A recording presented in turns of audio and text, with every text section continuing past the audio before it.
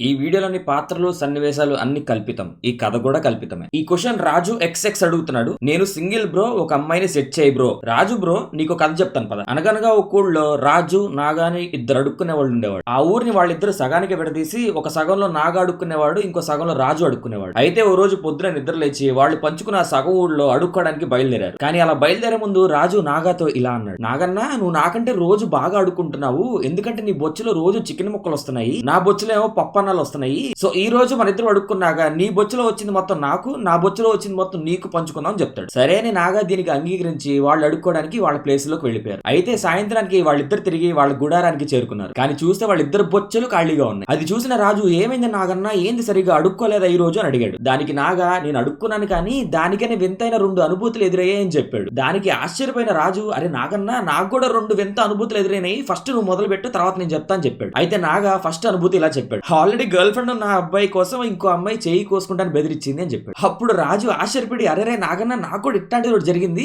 మొదటి పెళ్ళానికి తెలియకుండా మొగుడు 2వ పెళ్లి చేసుకున్నాడు, అయితే 3వ అమ్మాయి వచ్చి ఆ 2వ పెళ్ళానికి తెలియకుండా నన్ను కూడా పెళ్లి చేసుకోవాలని బెదిరించింది అని చెప్పాడు. అప్పుడు నాగా అన్నాడు, దీన్ని బట్టి మనకేం అర్థమైంది, ఆ అమ్మాయి ఉన్నోడికే మళ్ళీ అమ్మాయి పడుద్ది అని అర్థమైంది. అప్పుడు రాజు ఆశ్చర్యంతో, అదేనన్నా ఇంకా అంటే సింగిల్ అబ్బాయిలకి అమ్మాయిలు దొరకరా అని అడిగాడు. అప్పుడు నాగా నవ్వుతూ, సర్లేరా నువ్వు దాని గురించి పక్కన పెట్టి నీకు జరిగిన 2వ అనుభూతి గురించి చెప్పు అని రాజుకు చెప్పాడు. అప్పుడు రాజు ఇలా అన్నాడు, నాగన్న ఒక అబ్బాయి తన సంవత్సరం పాటు సేవ్ చేసుకున్న ₹1,00,000 దేవుడి కుండీలో వేసి, దేవుడా నాకు గర్ల్ ఫ్రెండ్ ఇవ్వు అని కోరుకున్నాడు. అప్పుడు ఆ దేవుడు ఆ అబ్బాయి కల్లోకి వచ్చి, నాయన ఆ డబ్బు లేదు నువ్వే దాచిపెట్టుకొని నువ్వు గర్ల్ ఫ్రెండ్ బాగా చూసుకోవచ్చు కదా అని చెప్పాడు. దానికి ఆ అబ్బాయి, ఏముందిలే దేవుడా, నేను ఇంకో సంవత్సరం కష్టపడి ₹1,00,000 సేవ్ చేస్తాను గర్ల్ ఫ్రెండ్ కోసం అని చెప్పాడు. కట్ చేసే మరుసటి రోజు ఆ అబ్బాయి ఉద్యోగం అయిపోయింది. అప్పుడు నాగా అని నవ్వుతా కూర్చున్నాడు. అప్పుడు రాజు, సరే నాగన్నా నీ 2వ అనుభూతి చెప్పు అని చెప్పాడు. అప్పుడు నాగా ఏం చెప్పాడంటే, ఈ రోజు నా బొచ్చులో తండూరి చికెన్, మటన్ బిర్యానీ 2 పడ్డాయి రాజు అని చెప్పాడు. అప్పుడు రాజు, అదేంటన్నా అది నువ్వు ముందే నాకు చెప్పాలి కదా, నీ బొచ్చులో పడింది నాకు ఈ రోజు చెప్పాను కదా అని చెప్పాడు. అప్పుడు నాగా రాజుతో అన్నాడు, ఎవడది వాడే అడుక్కొని వాడే తినాలి,